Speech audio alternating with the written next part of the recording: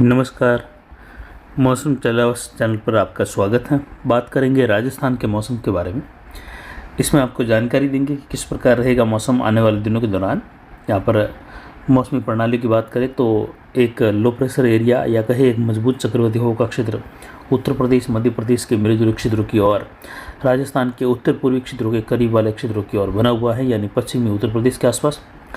और एक चक्रवाती हवा का क्षेत्र WD की स्थितियों का प्रभाव उत्तर भारत के आसपास के क्षेत्रों पर है। पूर्वोत्तर राज्यों पर एक चक्रवाती हवा का क्षेत्र है।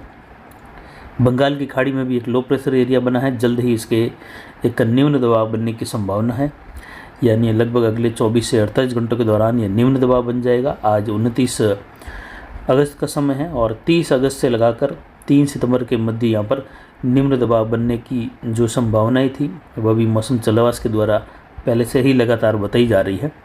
और इसके पहले 22 से लगाकर 25 सितंबर वाला सिस्टम, जो कि अभी इस समय गुजरात के धौलावीरा, नागर पार्कर के क्षेत्रों के आसपास है और पाकिस्तान की बॉर्डर पर बना हुआ है डीप डिप्रेशन के रूप में। उसके बाद बना 25 से 28 सितंबर वाला सिस्टम, वह उत्तर प्रदेश के क्षेत्रों की ओर है, उत्तर पूर्वी राजस्थान के करीब, ज़्यादा प्रभावी नहीं हुआ। और अब ये सिस्टम बन रहा है 3 तारीख के पहले, लेकिन इसके बाद में लगभग 6 तारीख से लगाकर 7 तारीख के मध्य भी बंगाल की खाड़ी में 6 से लगाकर 8-9 तारीख के मध्य विशेषकर संभावनाएं शुरू हो जाएगी सिस्टम के उभरने की इसके बाद का।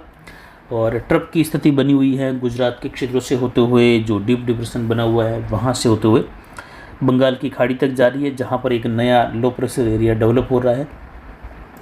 और ये सिस्टम आगे बढ़ने की जो संभावनाएँ रहेगी इसकी उत्तर पश्चिम दिशा की ओर, यानी इसके आगे बढ़ने की जो संभावना है उसमें मध्य प्रदेश, उड़ीसा, छत्तीसगढ़ के क्षेत्रों से गुजरात और राजस्थान के पूर्वी क्षेत्रों की ओर इसके आगे बढ़ने की संभावना रहेगी।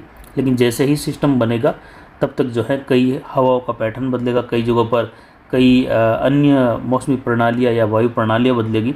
तो फिर जो है उसके ट्रैक का जब भी अनुमान लगाया जाएगा तो सब बदली हुई जो स्थितियाँ हैं उनकी वजह से ट्रैक की स्थिति निर्धारित की जाएगी कि किस ओर ये बढ़ सकता है, गुजरात से या कहे गुजरात के दक्षिण पूर्व महाराष्ट्र की ओर, या फिर जो है गुजरात के उत्तर पूर्व और राजस्थान के दक्षिण पूर्व की ओर, या फिर कोटा भरतपुर संभाग से राजस्थान के अंदरूनी भागों की ओर बढ़ सकता है। इसकी जानकारी आने वाले दिनों में लगातार देते रहेंगे। स्थानीय डेटा प्रणाली का प्रयोग लगातार करते रहेंगे और पहले से ही करते रहें। न किसी का जो है दूसरों का जो जानकारी का अनुभव है वो यहाँ साझा करते हैं, न ही किसी की कॉपी की जाती है। केवल स्थानीय डेटा के हिसाब से जो निजी डेटा है हमारा, उसका विश्लेषण करते हुए ही आपको जानकारी दी जाती है जो सबसे अलग और हटकर होती है।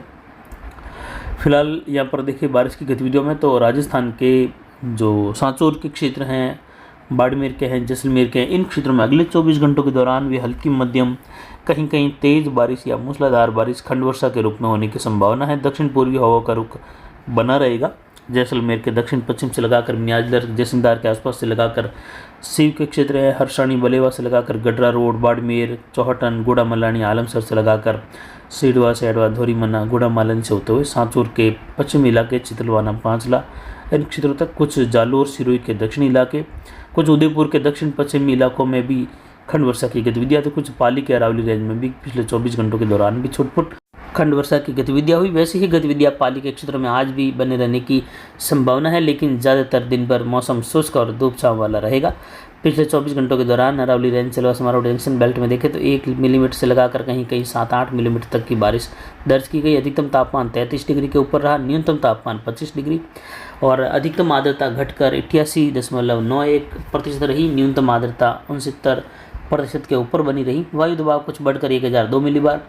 हवाएं अधिकतम दक्षिण पूर्व से 12 किलोमीटर दर्ज की जा रही है। जवई बांध का गेज 33 फीट है और यहाँ पर जो टोटल बारिश अब तक हुई है वो 548 मिलीमीटर दर्ज हुई है और पिछले 48 घंटों के दौरान हुई बारिश का आंकड़ा यहाँ पर 9 मिलीमीटर है। इसके बाद बारिश की गतिविधियाँ नहीं हुई।